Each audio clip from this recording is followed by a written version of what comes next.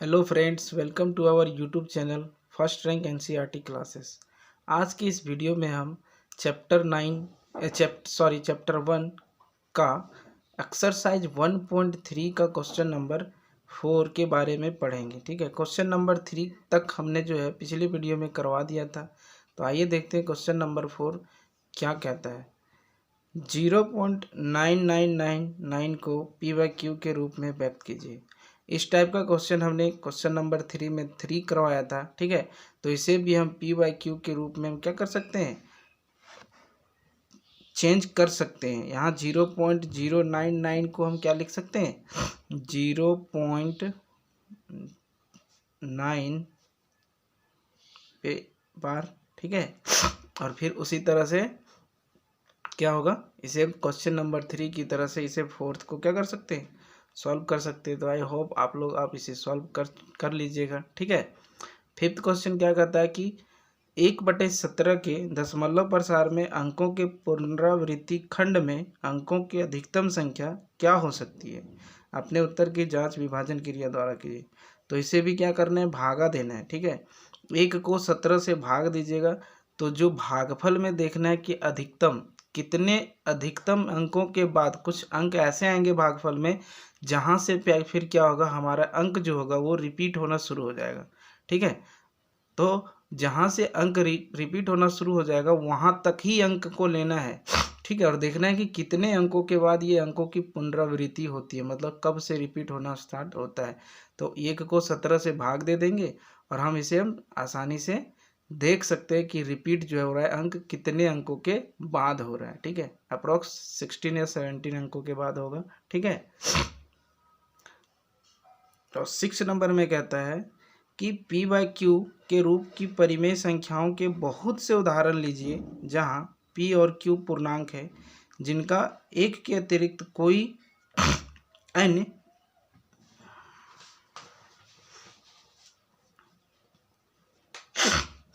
उभयनिष्ठ गुणनखंड नहीं है और जिसका शांत दशमलव निरूपण प्रसार है। क्या आप अनुमान लगा सकते हैं कि Q को कौन सा गुण अथवा अवश्य संतुष्ट करना चाहिए। ठीक है, तो इसका क्या होगा, उत्तर होगा Q के अभाज्य गुणनखंड में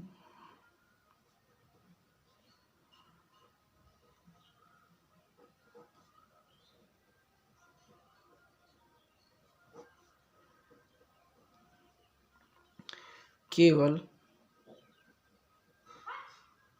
2 के घात या 5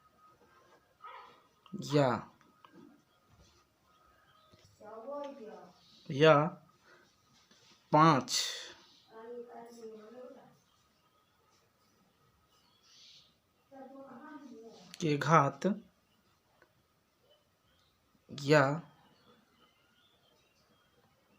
दोनों होते हैं। ठीक है, इसका आंसर हो गया कि Q के अभाज्य गुणनखंड में केवल 2 के घात या 5 के घात या दोनों होते हैं। ठीक है, अब 7 नंबर में क्या कर रहा है कि ऐसी 3 संख्याएं लिखिए जिनके दशमलव प्रसार अनवसानी व अनावर्ती हो।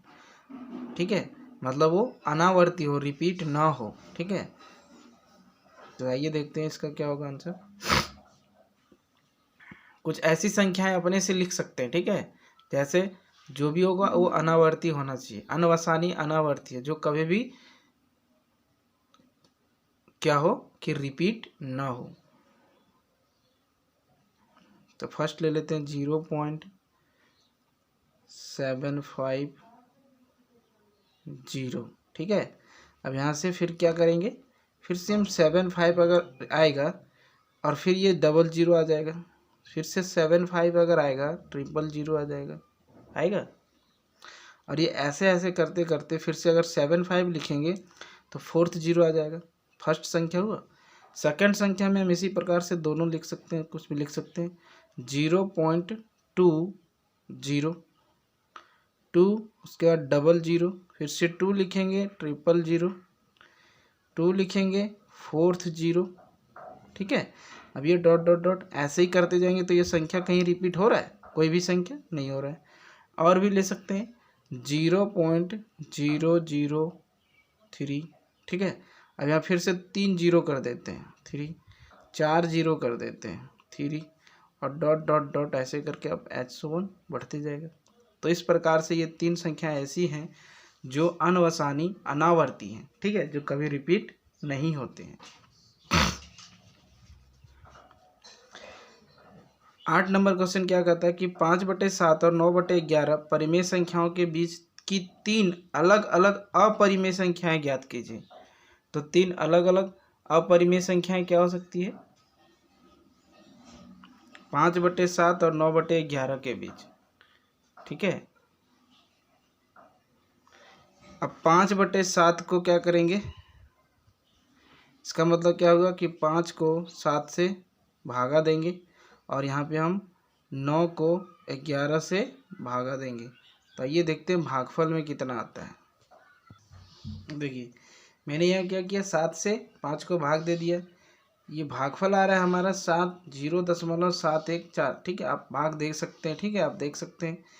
11 से 9 को भाग दिया तो ये भागफल हमारा कुछ इस तरह से आ रहा है, यहाँ ये कुछ इस तरह से आ रहा है। मतलब हम कह सकते हैं कि 0.7 और 0.8 के बीच की हमें कोई 3 संख्याएं लिखनी है, ठीक है।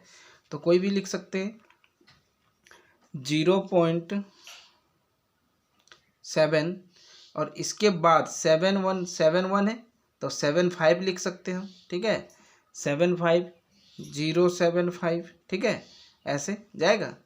और ये फिर से एक आएगा 0 0 7 5 डॉट डॉट डॉट, और क्या लिख सकते हैं, 0.76 लिख सकते हैं, 0.76, फिर 0 0 7 6 डॉट डॉट डॉट, और क्या होगा 0.76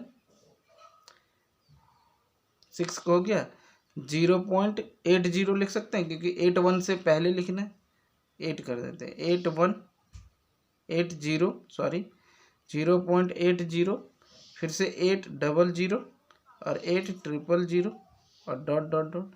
तो ये 3 संख्याएं जो है हमारा क्या है, अपरिमेय संख्या है, जो है 0.7142 के बाद आता है और 0.81 से पहले आता है, ठीक है। तो इस तरह से हम अपरिमेय संख्याएं ज्ञात कर सकते हैं, ठीक है। आइए देखते हैं नेक्स्ट क्वेश्चन 9th नंबर। देखिए यहाँ पे क्या कहता है क्वेश्चन नंबर 9 कि निम्नलिखित संख्याओं में कौन कौन संख्याएं परिमेय हैं और कौन कौन संख्याएं अपरिमेय हैं, ठीक है। तो इन क्वेश्चन को बताने से पहले मैं कुछ बता देता हूँ बेसिक चीज़ कि परिमेय संख्या कौन सी होती है और अपरिमेय संख्या कौन सी होती है, ठीक है। परिमेय संख्या वह होगी जिसे भाग करने पर क्या होता है, उसमें शेषफल में क्या होगा, 0 हो जाएगा, ठीक है। और अपरिमेय संख्या वो हो जाएंगी जिसको भाग करते हैं तो शेषफल कभी 0 नहीं आता है, वो क्या हो जाएगा हमारा अपरिमेय संख्या है। जैसे यहाँ पे √23, रूट का मतलब क्या हुआ, ये अपरिमेय संख्या है। रूट के अंदर जितनी भी संख्या होती है अपरिमेय होते हैं, बट वो स्क्वायर रूट किसी का ना हो तब, ठीक है।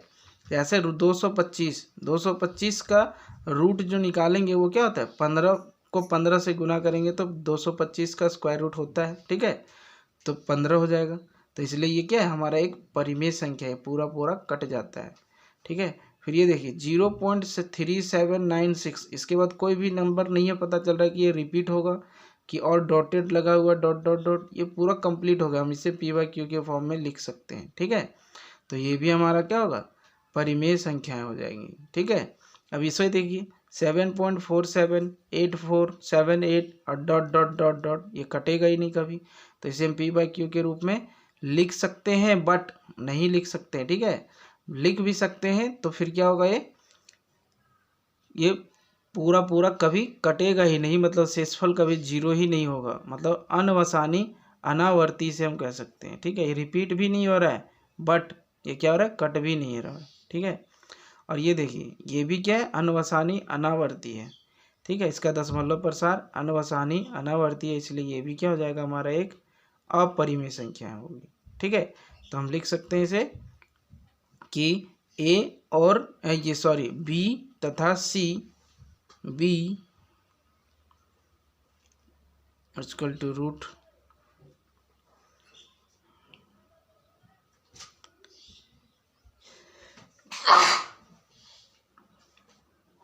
सॉरी 3796 ये परिमेय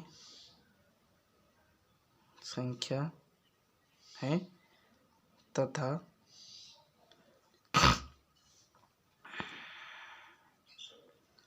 A √23 D 7.47 8478 ... तथा E 1.10100100 ये सभी अपरिमेय संख्याएं हैं। ठीक है, आई होप आप लोगों को समझ में आ गई होगी और यह एक्सरसाइज कंप्लीट हो गया। ठीक है, तो ये आपसे बन जाना चाहिए सारे। फिर से अगर आप कोशिश कीजिएगा तो बिना देखे आप बना सकते हैं। ठीक है, तो नेक्स्ट वीडियो में हम जो करेंगे वो एक्सरसाइज 1.4 करेंगे, जिसमें हम आवर्धित करके देखेंगे कि क्वेश्चन को कोई भी संख्या है उसे हम आवर्धित करके कैसे देख सकते हैं। ठीक है, तो तब तक के लिए थैंक यू।